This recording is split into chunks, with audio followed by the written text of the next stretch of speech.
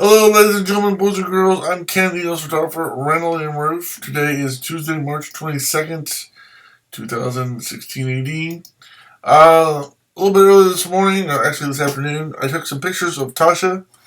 I've got 54 of them in the folder. And I picked out 5 to talk about. I mean, they're basically the same in a lot of ways, but there is something I want to talk about. Let's go to, okay, pause this. Okay, so here's the first one, here's the second one, third one, fourth one, fifth one. Now, these are just 5 of them that I picked. Some are horizontal, some are vertical. But I wanted to talk to you about, I have a Canon EOS Digital XT, as most of you know who keep up with my channel. And I have a Phoenix 28 to 300 millimeter lens, which is what I shot this picture with. I also use my Canon Speedlight 580EX. And this lens, while not a Canon lens, has an aperture of 4.0 to 6.3. Now, a lot of people will say, well, you need a 2.8 or 2.1 or blah, blah, blah to blur out the background. Well, look at this picture right here. I don't have a 2.1 or 2.8. Definitely don't have a 2.1 or 2. This is a 4. A 4.0 to 6.3. Now, obviously, you can tell that the background is blown out. So you don't have to have a 2.8 or 2.1 to blow out the background.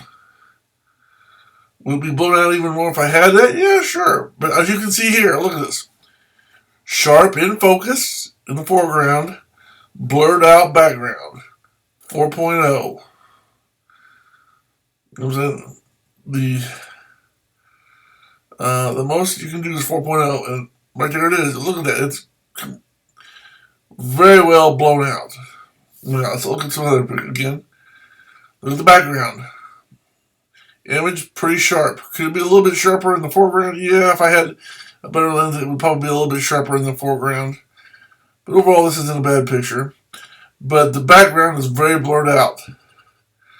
Same thing again. Background blurred out. A little bit sharper. This is one of the sharper ones in the foreground with the Tasha. This is Tasha Denise Rueff, my cat. And again, background blown out. You can see there's some leaves on the ground and some weeds in the grass. Those little white, I don't know what you call them, dandelion thingies.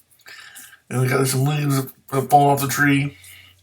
But for the most part, you can hardly, if you didn't know what it was, you really couldn't tell because it's all blown out. The background is blown out. And again, 4.0 to 6.3 is the aperture range of my lens. So, again, 2.0, 2.1, 2.8, you don't have to have that kind of lens and spend the extra money to get your background blown out. Another example, here it is. Now, one of the advantages of having a Canon lens that I can't have is obviously, you can see, now this picture is pretty well in focus and pretty sharp for the most part. Would it be sharper if it was probably a Canon lens? Yeah, probably a little bit. But overall, it's pretty sharp in the face, in the chest area of the cat. That first pretty well in focus under her chin and her face and close to her ears. So the majority of it's pretty sharp. Now, if I had a Canon lens, it would be a little bit more sharp, more crisp. But overall, this is a really good picture. I really like it, and the background's very blurred out. And again, I can't say this enough. This was taken with a 28 to 300 millimeter Phoenix lens with an aperture of 4.0 to 6.3. So you don't have to have a 2.8 or 2.1 to blur out the background. A lot of people, photographers, like the 70 to 200 lens for some reason. For reasons I don't understand. Not that it's a bad lens, but why would you get a 70 to 200 when you can get a 28 to 300 and it goes a lot wider, it goes a lot more telephoto? I mean, I don't understand why you wouldn't get a 28 to 300